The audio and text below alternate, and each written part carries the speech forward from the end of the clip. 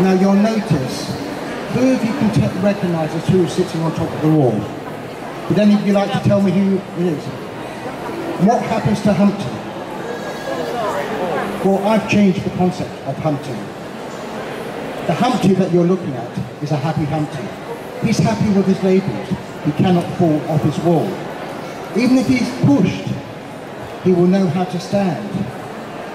Now, if you think about it, we all have a little bit of Humpty in us, the old Humpty. We will all fall off our wall. The moment we leave our mother's womb, we are leaving something that we were very comfortable in. We felt very, very protected, and suddenly we are confronted with the outside world. What happens? We scream. Our parents and doctors might want us to scream because it tells us that we're alive. But we're constantly screaming because we're not happy with what just happened. So my Humpty, as I just told you, is a very, very happy Humpty. And Humpty is actually the guide round the Life Beyond Labels website. And the idea is that you all join the Life Beyond Labels community and become a Humpty. Now I'm going to show you what you can actually see on the website. But everything that I'm showing you, that you will be able to see on the home page, is something that you can create for yourself.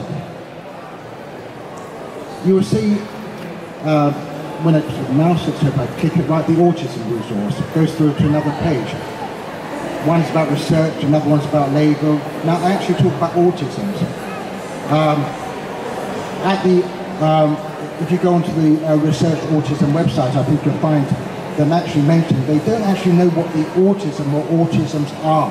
And that's simply, there are so many labels within the whole autistic spectrum, that's possibly why they say that. So if you were to click on research and you're interested in autism from an academic label, or you're really a parent who really wanted to learn about what research was going on out there, you'll click on research. It will take you to another index. And on this index is each of these labels, each of the bricks on the wall is a university poster with a department who are studying various aspects of autism. And hopefully this will open up to a new page. What I've actually done, one of the problems of looking at posters, especially those that are done by universities, they are on black and white PDF. So I've actually taken photos. These photos I actually took in California 2 years ago at an autism conference. It actually wasn't in California, so it's in Chicago, but they actually held the conference this year, but I couldn't go there. I went to another conference called Autism One. One of the other things I've also been doing is going around to all the major autism conferences around North America. Now if we go back to my website again, and I think I'm going to have to go back to the home page because I really don't do well with Windows. That's no problem. Go back into the autism resource. Now if you're interested in listening to a BBC Radio Solent interview that I was involved in, where I spoke about autism and my own experiences, and also helped one or two people who wanted to help their grandchildren. What you would do, you'd actually download it here and be able to listen to it.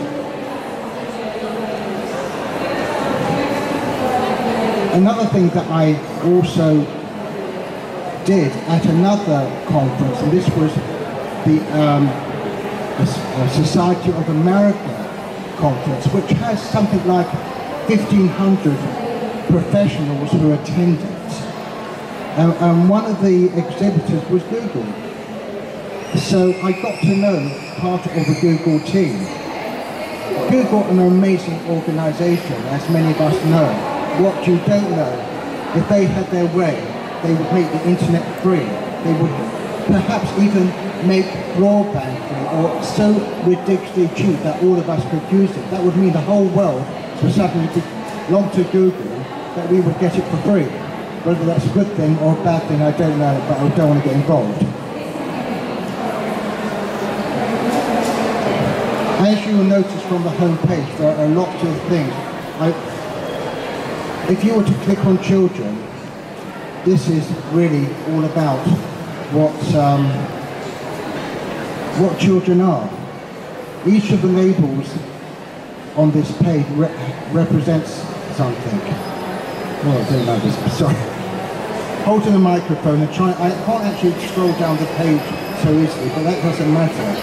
If we, one of the things that's on the website is something called Mind Manager. We're going to the Mind Manager in a moment. But what Mind Manager does, it uses website technology to help you or whoever needs help to learn how to manage their thoughts and organize their life.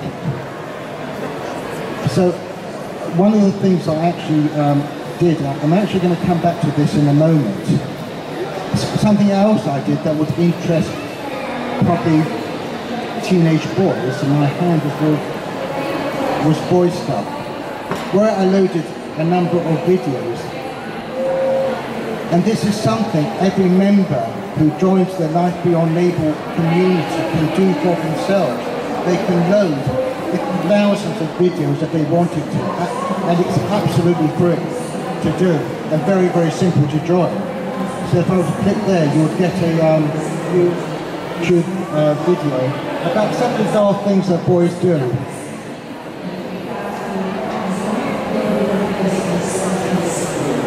And this is about throwing a ball into a net.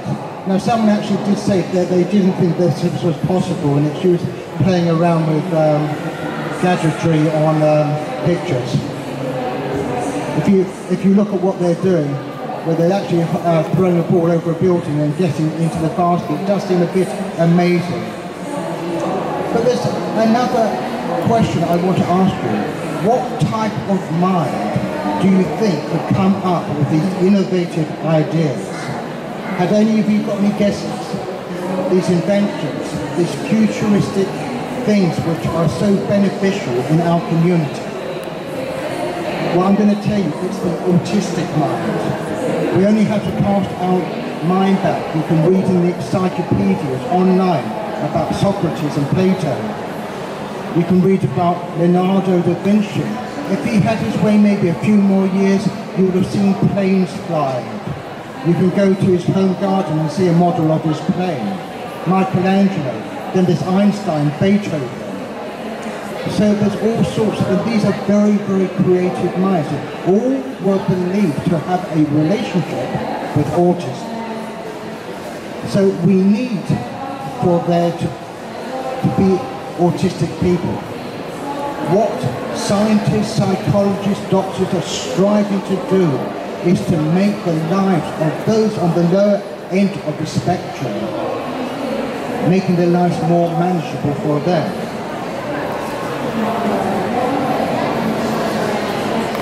What I'm hoping that even those on the lower end of the spectrum, or certainly parents, will be able to use my website, and hopefully they will be able to derive some benefit.